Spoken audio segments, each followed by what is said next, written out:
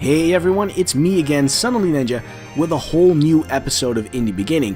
This week, we're featuring Luna's Wandering Stars by Serenity Forge. Now, this game was a little throwback for me. It kind of reminded me of playing Asteroids, but mixed with Kerbal Space Program.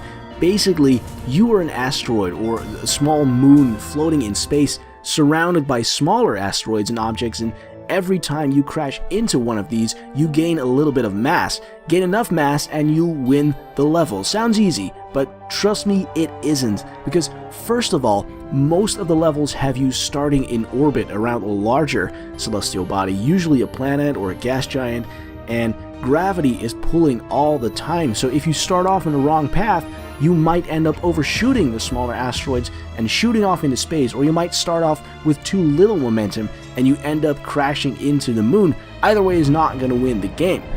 To top it off, in between the regular asteroids and space debris and whatnot, the game has hidden special golden meteors that will net you a hefty bonus if you manage to catch them all. So what you get is not so much a space orbit around a planet crashing in a meteor sim, but more of a flashy, spacey puzzle game that is sometimes actually quite challenging. Now, I do say sometimes because especially in the early levels, you're going to be breezing through the game, which felt a little bit cheap to me considering this game is almost $10, but luckily the game makes up for that with the later levels, which rapidly seem to ramp up the difficulty, and it's actually quite rewarding when you manage to zip your asteroid around the moon in a nice, satisfying arc.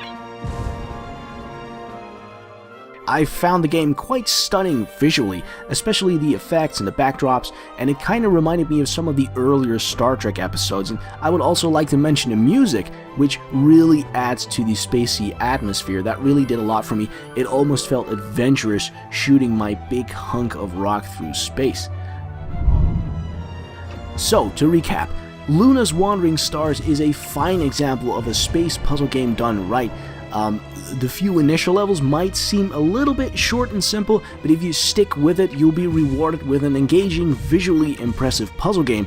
And if you're in any way inclined towards games set in space like me, you should definitely think about picking this one up. I'll put the link in the description. It's just under $10 on the game's own website, and they're also running a Greenlight campaign, so you can maybe vote on there. That's all for this week. I realize this one's a little short, but I'm absolutely swamped with work at the moment, and I didn't want to keep you guys waiting. So thank you very much for watching, and I'll see you all in the next Indie Beginning.